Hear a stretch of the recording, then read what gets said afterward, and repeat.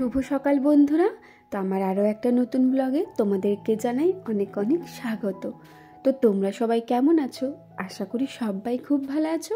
আর আমি এখন খুব একটা ভালো নেই, কারণ কাল রাত থেকে এতটাই শরীর খারাপ যে কি বলবো। তো চলো আস্তে আস্তে তোমাদের সাথে শেয়ার করি।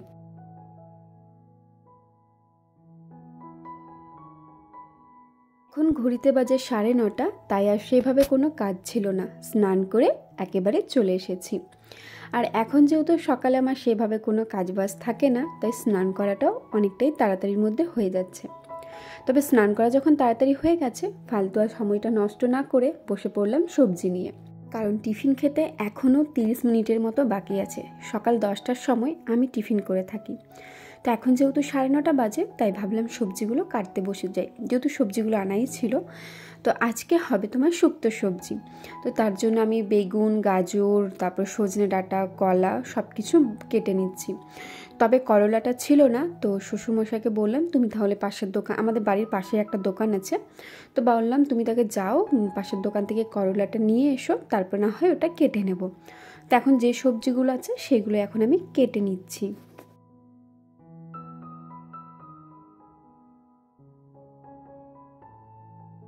ভিডিও শুরুতেই তোমাদেরকে বললাম যে আমার শরীরটা খুব একটা ভালো ছিল না।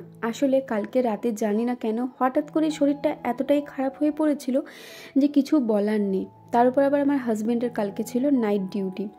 তো ডিউটি চলে যাবার পর আমার না গাটা গোলাচ্ছিল, বিকেল থেকে প্রচণ্ড বমি পাচ্ছিল, গা গোলাচ্ছিল। তো আমি ভাবছিলাম হয়তো প্রত্যেক দিন তো বিকেলবেলায় আমার শরীরটা অসুস্থ হয়, তার কারণেই হয়তো হবে। তো ও ডিউটি চলে যাবার পর দেখলাম শরীরটা অতিরিক্ত খারাপ লাগছে, না পারছি বসে থাকতে, না পারছি শুতে, কিছু খেতে পর্যন্ত পারছি না।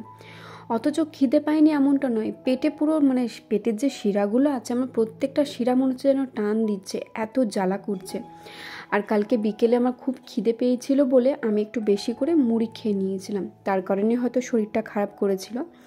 আর এখন না খুব একটা উল্টোপাল্টা খাবার খাই না, যেহেতু জানি বিকেল দিকে আমার শরীরটা খারাপ হয়ে পড়ে, তাই ওই যতটুকু ইচ্ছে হয় নিজের রুচি মতো খাবার খেয়ে থাকি। তবে যেই ওই 9:45-10টার মতো বাজে কালকে রাতে শরীরটা এত অস্বস্তি লাগছিল, এদিকে পেটে খিদে ছিল কিন্তু কিছু খেতে পারছিলাম না, কারণ একবার বমি হয়েছিল ওই যখন 7:30-8টা বাজে বিকেল দিকে, তখন একবার বমি হয়েছিল। তো ভেবেছিলাম হয়তো প্রত্যেক দিনই তো শরীরটা অসুস্থ থাকে, মাঝে সাঝে বমিটা হয়ে থাকে, তো ভাবলাম হয়তো তার কারণেই বমিটা হয়েছে। তারপরে যখন 9:45-10টা বাজে আমার হাজব্যান্ড ডিউটি চলে যাবার ঠিক 5 থেকে 10 মিনিট পর থেকে হয়ে যায় আমার শরীর খারাপ। তো শাশুড়িমা বললো কী খাবি খা। আর আমি এখন রাতে না রুটি খেতে পারছি না, সবজি তো খাই না, রুটিটাও এখন আর খেতে পারছি না। তো তার জন্য ভাবছিলাম খাবোটা কি, এদিকে খিদে পেয়েছে। তো কালকে বিকেলের টিফিনে আমার হাজব্যান্ডকে আমার শাশুড়িমা চিড়ের পোলাও বানিয়ে দিয়েছিল, তো সেখান থেকে চিড়ের পোলাওটাও 1 বাটির মতো ছিল। তো আমি বললাম ঠিক আছে, তাহলে আমি চিড়ের পোলাও আর একটা লাড্ডু নিয়ে নিয়েছি। তো চিড়ের পোলাওটা নিয়ে খেতে বসেছি ঠিকই, কিন্তু খেতে একদমই পারিনি। ওই 2 চামচের মতন খেয়ে আমি সঙ্গে সঙ্গে উঠে পড়েছিলাম, কারণ আমার মনে হচ্ছিল আমি দাঁড়ালে বমি হয়ে যাবে। তো কোনো রকমে মুখ ধুয়ে জলটা খেয়ে আমি শুয়ে পড়েছিলাম। এবার শুয়ে পড়েছি, একবার এইদিকে একবার ওই দিকে যাচ্ছি, অচর মচর খাচ্ছে শরীরটা। তো আমার না খুবই ভয় পেয়ে গিয়েছিলাম, আমি না আমার শাশুড়ি মা, শ্বশুরমশাই সবাই খুব ভয় পেয়ে গিয়েছিলো যে কী হলো। আমি বসতেও বসে যে থাকবো তারও শরীরে জোর পাচ্ছি না, শুয়ে থাকতে পারছি না, শরীর অসুস্থ লাগছে। বমি যে করব, বমি করলে তো আমার প্রচণ্ড পেটে ব্যথা করে, তার জন্য বমিটাকে কন্ট্রোল করে নিই। তো ভাবলাম একবার যে তাহলে একবার ওকে ফোন করি, তাহলে ও বাড়িতে এলে দেখুক কিছু একটা ব্যবস্থা করে যদি হসপিটালে অ্যাডমিট হওয়া যায়। তো শাশুড়ি বললো ঠিক আছে, একটা কাজ কর, আমি তোকে নুন চিনির জল করে দিচ্ছি, একবার খেয়ে দেখ। তো শাশুড়িমা নুন চিনির জলটা করে দিল। নুন চিনির জলটা খেয়ে আমি শুয়ে পড়েছি। তারপর কখন যে ঘুমিয়ে গিয়েছি এপাশ ওপাশ করতে করতে বুঝতে পারিনি। আসলে কালকে হঠাৎ করে শরীরটা এমনই খারাপ হয়ে পড়েছিল, বাড়ির সবাই ভয় পেয়ে গিয়েছিল যে কি এমন হলো।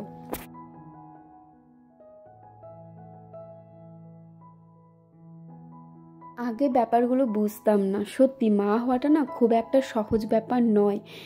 অনেকেই যারা কথা শোনায় মা হওয়ার পরে আর কি, বাচ্চার জন্য কি করেছো বা এই সেই এটা সেটা অনেকেই তো কথাবার্তা শোনায়। তো একটাই মনে হয়, একটা মা হওয়ার পেছনে যে একজন মেয়ে বা একটা মেয়ে কতটা স্যাক্রিফাইস করে সেটা কেউই বুঝতে পারে না। একমাত্র একটা মেয়েই বা একজন মাই বুঝে যে সে তার বাচ্চার জন্য কি করছে বা কি করে এসেছে। তো এইগুলো কিন্তু কম কষ্টের নয়। এই যে দিনের পর দিন খাবার খেতে ইচ্ছে করছে, পেটে খিদে আছে কিন্তু মুখে খেতে পারছি না, রাতের পর রাত জাগা, মানে ঘুম আসে না, শরীর অসুস্থ, বমিটা তো লেগেই আছে, সেটার কথা আর কি বলবো। তো এই শরীরের অসুস্থতা তারপর যখন শুনতে হয় যে সে তার বাচ্চার জন্য কি করেছে বা আরও এটা সেটা, তখন কি সত্যি ভালো লাগে কথাগুলো শুনতে? তোমরাই বলো।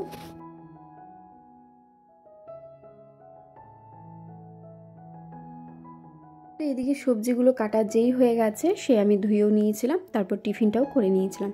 আর আজকে টিফিনে মুড়ি আর ওই শাশুড়িমাকে বলেছিলাম একটু মুসুরি সেদ্ধ আর আলু সেদ্ধ করে দাও, কারণ মুসুরি আর আলু দিয়ে খেতে খুবই ভালো লাগে।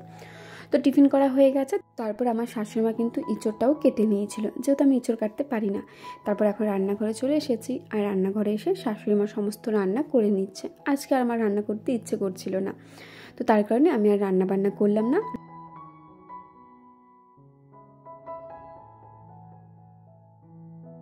একটা কথা কিন্তু ঠিক যে একটা মেয়ে যখন প্রেগনেন্ট হয় তার মানে সেকেন্ডে সেকেন্ডে মুড চেঞ্জ হয়। ওই যে মুড সুইমিংয়ের একটা ব্যাপার থাকে না, সেই হয়েছে।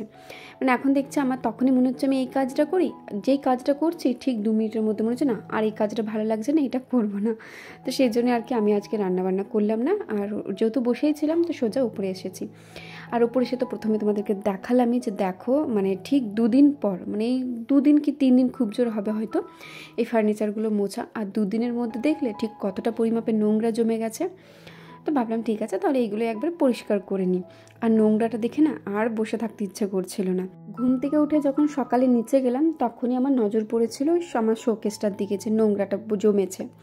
তো তার কারণে যেহেতু কোনো কাজ ছিল না, ওপরে এসে ভাবলাম এগুলো পরিষ্কার করে নিই। আর এত পরিমাপে নোংরা জমেছে, তোমরা ঠিক করে দেখলেই বুঝতে পারবে কোনগুলোতে যে কতটা পরিমাপের নোংরা। আর এই সবেমাত্র 2 থেকে 3 দিন হলো আমার এই ঘরের ফার্নিচারগুলো মোছা।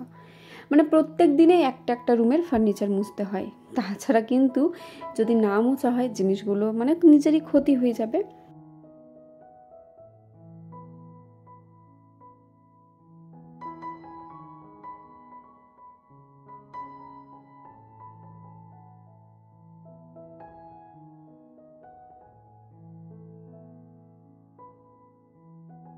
এখন যেহেতু আমি ভারী কিছু কাজ করছি না, তাই চেষ্টা করি সারাদিন ওই হালকা ফুলকার মধ্যে যে কাজগুলো থাকে সেইগুলো করে নেওয়ার জন্য।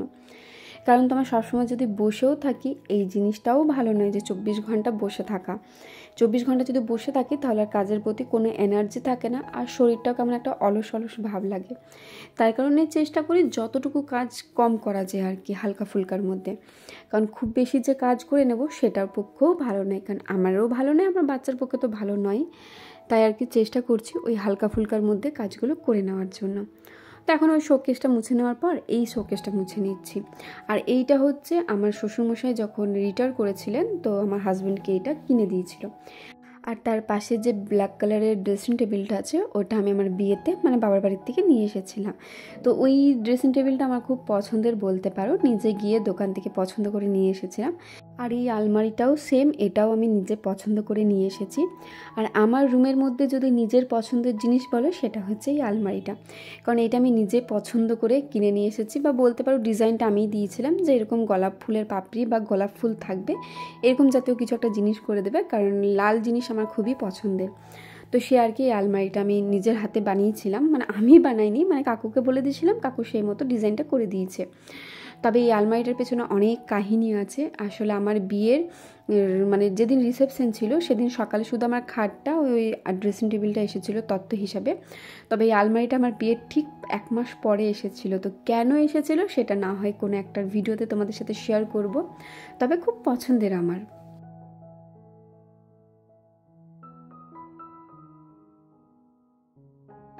সমস্ত রুমের ফার্নিচার যেহেতু মোছা হলো, ঝাড়া হলো, তো দেখলাম বেশ নোংরা হয়েছে। তো এই নোংরা ঘর তো আর ভালো লাগে না, তাই ভাবলাম একবার ঝাড় দিয়ে দিই। যদিও ঝাড় দিতে আমার কিন্তু খুব একটা অসুবিধা হয় না, ওই দাঁড়িয়ে দাঁড়িয়ে ঝাড়টা দিয়ে দিই। সকালেও একবার দিয়েছিলাম, তবে এখন ওই যে বললাম সমস্ত ফার্নিচারগুলো ঝাড়াঝাড়ির জন্য দেখলাম বেশ ভালোই নোংরা হয়েছে, তার কারণে আর কি ঝাড়টা দিয়ে দিচ্ছি।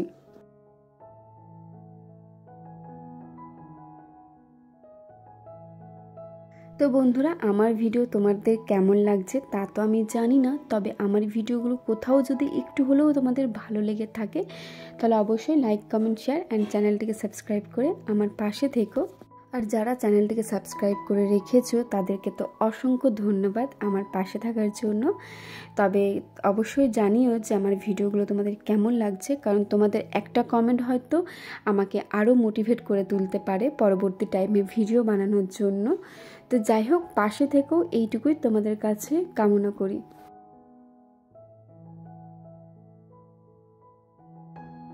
আজকে ওই 12টার সময় ফল খেতে একদমই মনে ছিল না, তাই আর কি ভাবলাম যে দুপুরে খাবার খেতে বসার আগে ফলগুলো কেটে রাখি। তার কারণে আর কি একটা ওই মৌসম্বি আর পেয়ারা কেটে রাখলাম। তবে মৌসম্বিটা পুরোটা খাইনি, হাফ খেয়েছিলাম, কারণ আর ওই খুব যে 10 থেকে 15 মিনিট পরে খাবার খাবো, তো সে কারণে আর কি খেলাম না। তো এখন দেখো খাবার খেতে বসে গিয়েছে। তো আজকের মেনু ছিল ভাত আর ওই দেশি মুরগির যে ডিমটা বলে সেই ডিম সেদ্ধ, ইঁচড়ের তরকারি, কুলের আচার, আর এদিকে তোমার হয়েছিল শুক্তোর তরকারি। আসলে দেশি মুরগির ডিম কিন্তু আমাদের বাড়িতে একদমই হয় না, তবে এখন যেহেতু আমাকে ডাক্তার খেতে বলেছে, আর দেশি মুরগির ডিমটা তো অনেক প্রোটিন, তো তার কারণে আর কি আমার জন্য হয়ে থাকে একটা করে। তবে যে প্রত্যেক দিন খাই এমনটা নয়, ওই হয়তো 2 দিন 3 দিন পর একবার খেলাম, কারণ আমাদের এখানে দেশি মুরগির ডিমটা পাওয়া যায় না সহজে। হয়তো যাদের বাড়িতে হয় তাদেরকে বলে রাখতে হয়, তো তারপর আর কি পাওয়া যায়।